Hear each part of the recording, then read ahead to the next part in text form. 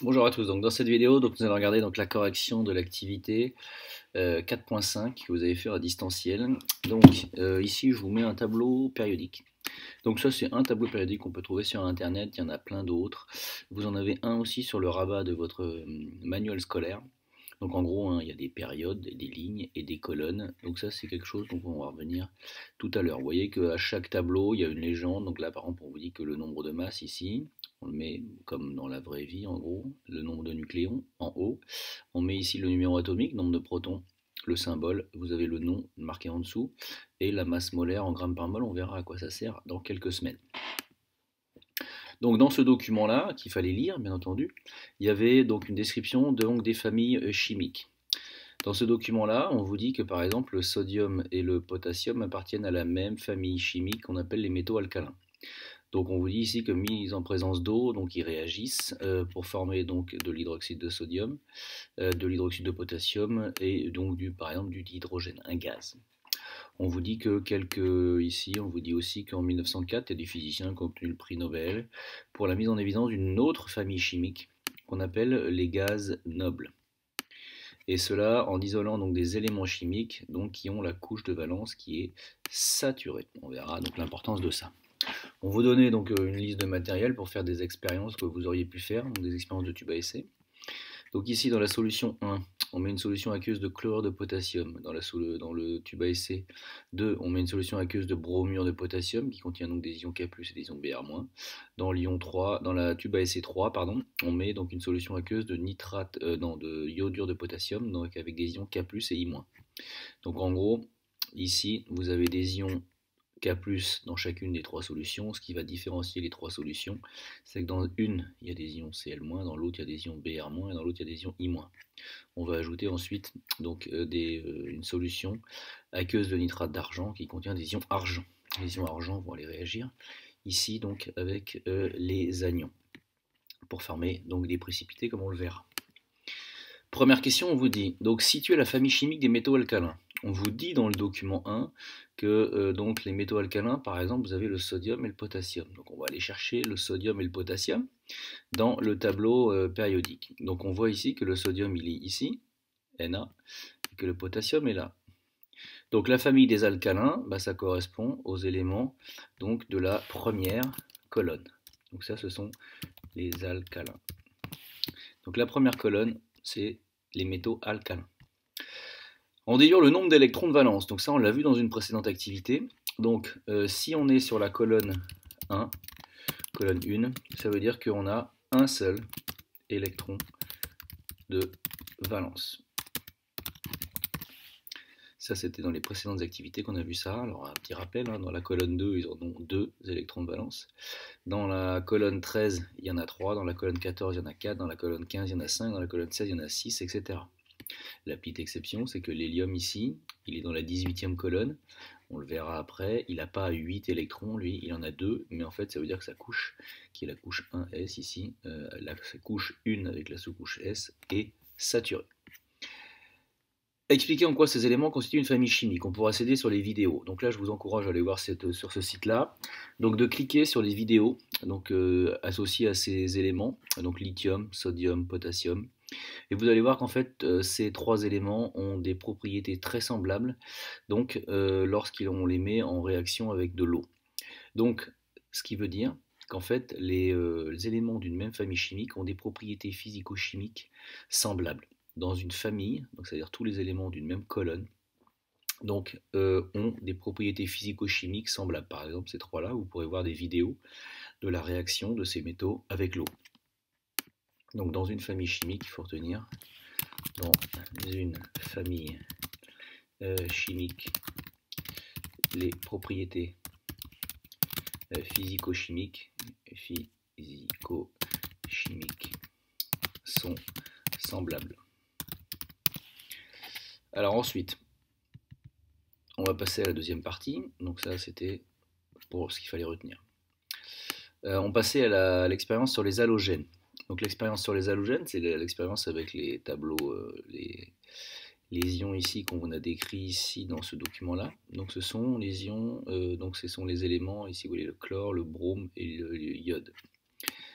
Donc dans cette expérience-là, on vous dit de mettre en œuvre le protocole, de schématiser les expériences et de noter vos observations. Donc là, j'ai mis des photos que j'ai trouvées donc, sur le net. Donc là, vous avez une solution de nitrate d'argent. Les trois solutions sont incolores. Chlorure de potassium, bromure de potassium, iodure de potassium. Et quand on ajoute de la solution aqueuse de nitrate d'argent, on voit qu'on a un précipité d'AgCl, ici d'AgBr, et ici un précipité d'AgI. Donc on voit bien que les éléments Cl, brome et iode, qui, regardez bien, sont ici dans la classification périodique, Cl, Br et I, qui sont encore trois éléments dans la même colonne, donc définissent des éléments de la famille des halogènes. Donc ça, c'est la 17e colonne. Donc ici, vous voyez que les propriétés sont encore une fois semblables, puisque ces trois éléments, regardez bien, réagissent avec les ions argent pour former des précipités. Donc je vous rappelle que quand vous avez des précipités Ag plus et Cl-, on a vu dans une précédente activité que là vous avez une charge plus qui compense une charge moins. Le précipité neutre est de formule AgCl. Pareil pour AgBr et AgI. Ça, c'est des photos. Donc c'est la réalité. Quand vous voulez faire un schéma, il faut représenter avec des vues en coupe. Donc une vue en coupe, c'est quoi? Vous prenez un tube à essai, vous imaginez que vous le coupez en tronçonneuse dans toute sa longueur, et vous regardez ce que vous voyez. Donc en vue, vous voyez que les arêtes du tube à essai, vous voyez la surface. Donc vous légendez avec un tube, des traits droits, arrondis au bord, traits droits, surface plane. Vous légendez le liquide que vous avez mis et vous légendez ce que vous ajoutez. Donc ça, c'est un schéma. Ça, c'est une photo. Donc les observations, précipité blanc, précipité blanc, précipité jaunâtre. Donc on voit bien encore une fois qu'on a encore une fois des propriétés physico-chimiques semblables pour tous les éléments d'une même famille, entre ici les éléments chlore, brome et I. C'est la seule chose qui différencie ces trois expériences. Et on voit bien qu'on a des précipités. Ensuite, donner l'écriture conventionnelle donc des noyaux des atomes correspondant à leur position dans le tableau. Donc Cl ici, on voit bien qu'il a un Z égale 17, le brome 35 et l'iode 53. Donc on va commencer par le chlore. Donc le chlore a donc il est ici, on voit bien, à la 17e colonne, 3e ligne. Donc on y va, et on va faire comme on a l'habitude de le faire. Donc pour le chlore, donc il est à la 17e colonne, 17e colonne, et 3e période. 3e période ou 3e ligne. Alors, qu'est-ce que ça veut dire ça? 17e colonne, donc la 17e colonne, ça veut dire qu'en fait, il aura 7 électrons de valence. Donc 7 électrons de valence, ça veut dire qu'à la fin, dans la dernière couche remplie, il y aura 7 électrons. 7 électrons de valence. Si il est sur la 3e ligne, ou 3e période, ça veut dire qu'il y a 3 couches remplies. Donc les couches 1, 2 et 3. Donc on a 3 couches remplies. Alors comment on fait ça? Comment on peut agencer tout ça? Eh bien, 3 couches remplies, c'est forcément 1, 2 et 3. Donc si on a la couche 1, la couche 2, je vous rappelle qu'il y a des sous-couches S et des sous-couches P. Si on a la couche 3, ça veut dire que tout ce qui est en 1 et en 2 est plein. Et si on est à la couche 3, donc ça veut dire qu'on a du 3S, mais dans le 3S ici, regardez bien, ça veut dire que dans 1S déjà je peux en mettre 2, dans 2S je peux en mettre 2, dans 2P je peux en mettre 6. Donc ça, pour pouvoir mettre du 3 et être sur la 3e ligne, c'est que forcément j'ai rempli tout ce qu'il y avait avant. Donc forcément 1S2, 2S2, 2P6, regardez bien, ça fait 2 et 2, 4 et 6, 10 électrons. Ici, pour avoir 3 électrons de valence, 7 électrons de valence, pardon, il faut que j'ai 7 électrons sur la couche 3. Puisque ici, la couche de valence, ça sera donc la couche 3. Donc ça veut dire que ici, 3S, si dans la sous-couche S, je ne peux en mettre que 2. Donc je suis obligé aussi de faire 3P. Et là, pour en avoir 7, il faut que je mette 3P, 5. Donc là, ici, regardez bien, je vais mettre un peu de fluo. Là, ça, c'est ma couche de valence. La couche de valence, c'est la couche 3. puisqu'on est sur la troisième période, donc 3 couches remplies. 3 couches remplies, pour que la troisième soit remplie, il faut que les 2 précédentes soient complètes. Et les 7 électrons de valence, ça veut dire qu'il y a forcément la sous-couche S qui en prend 2 et la sous-couche P qui en prend 5. 2 et 5, 7. Alors on peut le retrouver aussi ça avec le Z égale 17. En fait, on voit dans le tableau périodique que Z égale 17. Donc ça veut dire quoi ça? Z égale 17, ça veut dire que le noyau du chlore contient 17 protons. Donc 17 protons. Donc les protons, eux, sont des entités qui sont chargées positivement. Donc si vous avez 17 protons, vous avez nécessairement 17 électrons dans le nuage électronique, car l'atome est électriquement neutre. Donc si un atome est électriquement neutre, c'est-à-dire qu'il a autant de charges positives, donc des protons, que de charges négatives dans son nuage électronique, les électrons. Donc si vous avez 17 protons, vous avez nécessairement 17 électrons dans le nuage électronique. Et ces électrons, si vous les rangez, vous commencez dans la règle par la couche 1, vous mettez 1 S, j'en ai mis 2, j'en ai 17.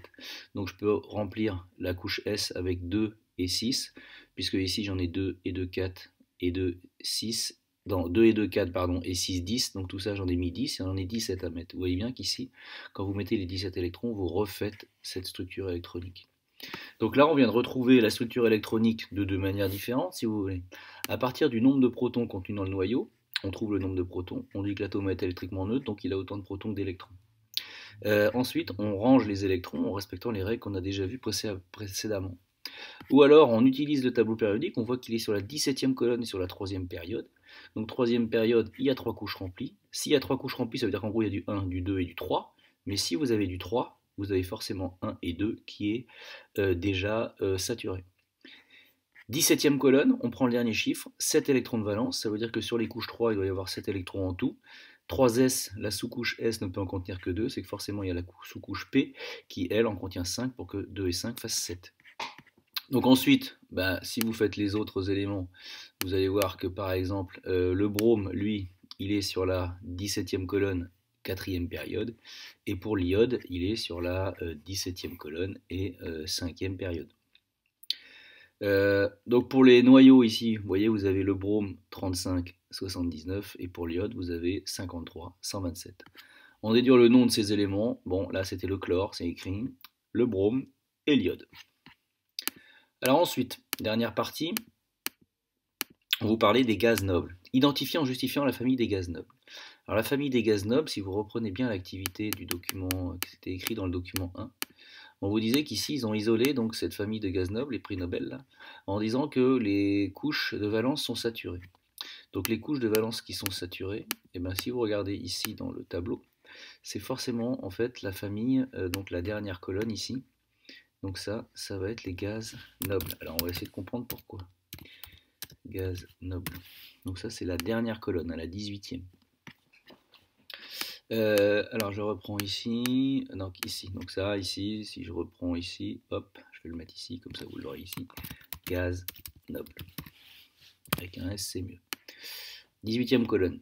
Alors qu'est-ce qu'ils ont? Regardez bien, pour l'hélium, lui, il a un S1, un S2, donc l'hélium, lui, il est à 1 S2, hélium, 1 S2. Effectivement, la couche 1, qui n'a qu'une sous-couche, peut contenir que 2 électrons. Donc la couche ici est saturée.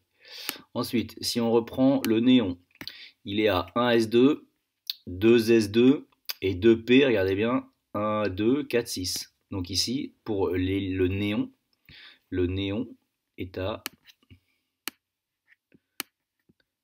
1 S2,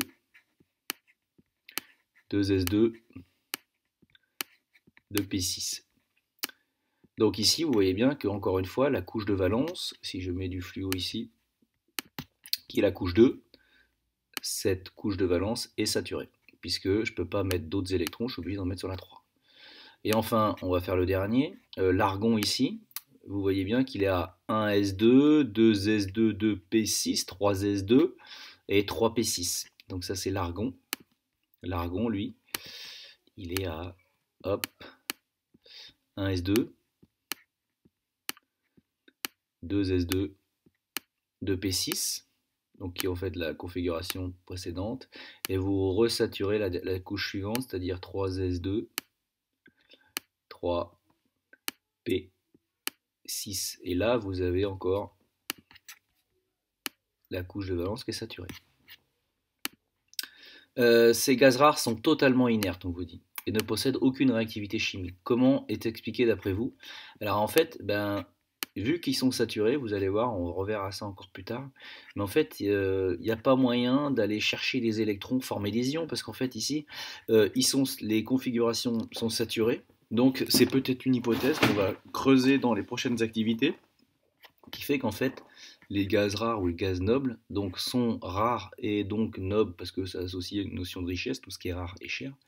Mais ici, c'est les seuls éléments ici qui existent stables, donc à l'état atomique, et qui existent sous la forme d'atomes d'hélium, d'atomes de néon, d'atomes d'argon. Les autres, à long terme, sont beaucoup moins stables parce que leurs configurations électroniques ne sont pas saturées. Alors que eux, l'hélium, le néon et l'argon, leur couche de valence est saturée, donc ça veut dire qu'ils n'ont pas tendance ni à perdre des électrons, ni à chercher des électrons pour saturer leur couche, donc c'est-à-dire ils ne forment ni molécules, ni ions, que ce soit des cations ou des anions. Ensuite, à l'aide des vidéos, citer quelques applications, donc là je vous laisse regarder le lien précédent, et regarder des vidéos, mais vous verrez par exemple une vidéo sur les fameux néons, vous avez peut-être vu des tubes néons, donc qui utilisent a priori les gaz nobles néons, même si c'est pas aussi simple que ça. Alors ensuite, dernière question, dernier exercice, on vous disait de compléter la représentation de l'atome d'oxygène. Donc dans un atome d'oxygène, vous avez ici au centre le 2, bon ça vous aurez tous compris qu'au centre c'est le noyau. Et autour de ces noyaux, vous avez un nuage électronique qui lui est composé d'électrons. Donc ça c'est les petits électrons.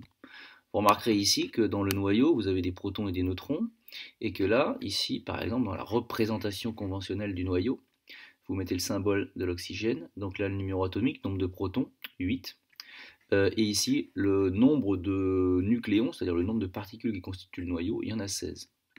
Donc ici, neutrons, protons en rouge, chargés plus, les électrons, pour faire un peu la même chose, on peut dire que les électrons, pour respecter un peu la règle, sont chargés moins en parenthèse. On vous disait de donner la composition de l'atome d'oxygène. Donc ça, c'est un exercice très classique qu'on a déjà fait. Et de l'argon. Donc la correction est la suivante.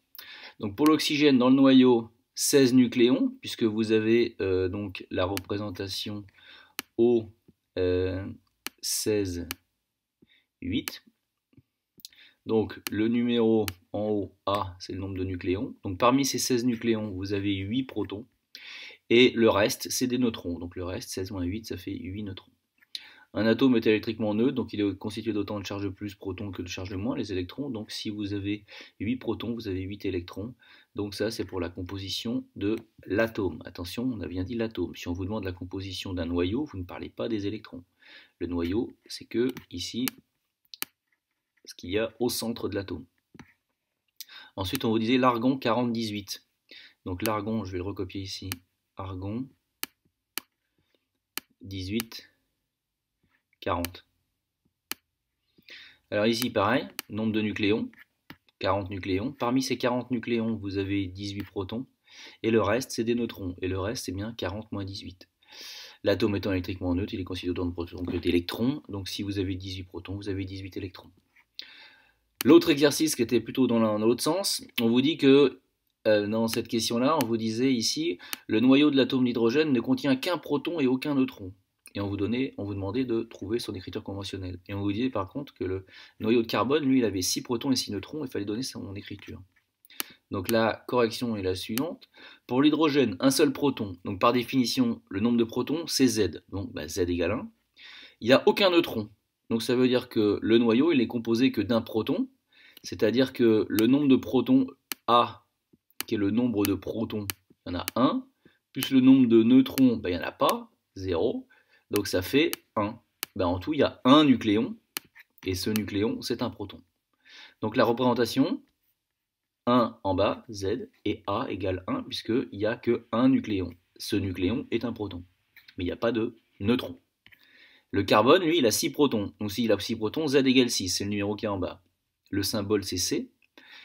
Et ensuite, on vous dit qu'il a 6 neutrons. Donc en tout, ça fait combien de nucléons dans le noyau? Ça fait 6 protons et 6 neutrons, donc on est à 12 nucléons. 12 nucléons, A égale 12. Donc vous mettez le chiffre en haut. Voilà, donc j'espère que cette vidéo vous sera utile.